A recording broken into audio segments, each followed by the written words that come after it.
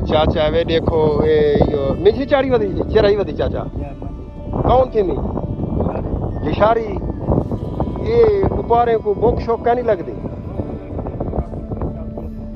टुकुर वाला चाती आंदे वे वाला इथे खा कीता सारी हार ही जंगले दे विच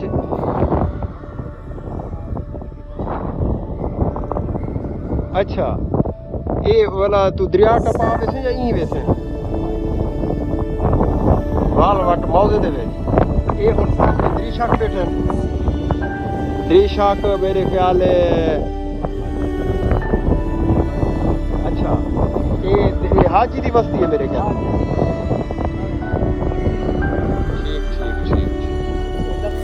जी दोस्तों असां ये जूकण क्रॉस करेंदे पियो वस्ती लिशारी असां क्रॉस करते ऐसे ते हुण असां हाजी दी वस्ती पहुंदे पियो ते ये एक जूकण बई आई है ये दूजी जूकण है ये एक लिशारियां किनू परों है वस्तियां किनू परों है ते ये दूजी जूकण दोस्तों मैं ही टाइम पे आया एडे दे पियो सो तुसां खानवादा इलाका है हाजी दी बस्ती उड़ो कोट मिठणी चुमांदा पिया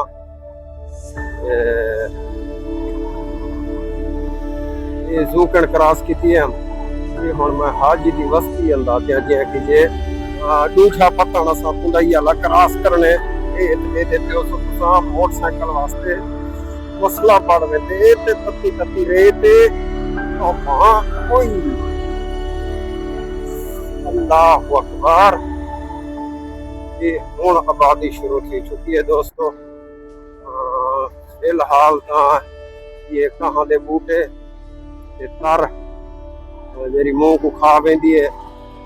ते रस्ते का भी पता क्या नहीं लगता अनसूए बंदे को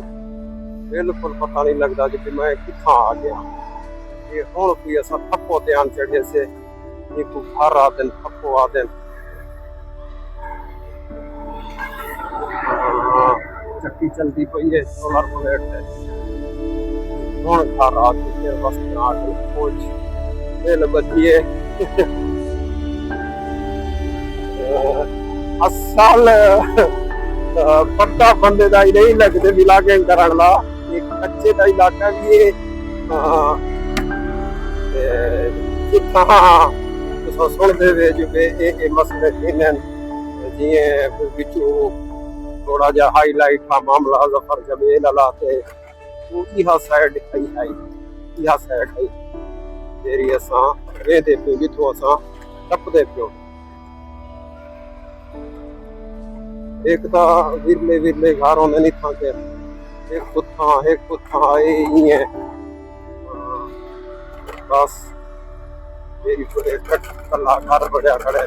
कमरा बढ़िया खड़े तेरा हो से कोई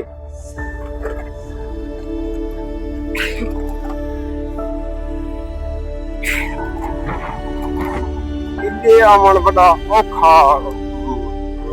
काम है सुखा काम नहीं बड़ी मेहनत थी भी आई दे नहीं करो खुले तो नहीं वेंदे करे ना ठीक वेंदे पियो इथों मैं पंचर लगाया हम मेरे को याद है मैं इथों पीछे ते वाल गया हम दोस्तों एक फिर मोटरसाइकिल बचती गया तो मैं ही दुकान को पंचर लगाया हम पीछे ते वापस वाल गया हम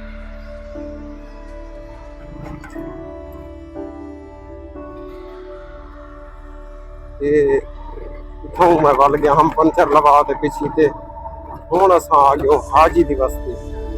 इतना सारा एक बहुत ही प्यारा दोस्त बैठे डॉक्टर मोरसुलेन मिल गिनो तो कहते रहे पानी पी गिनो इतों कर पानी पी के निकल दो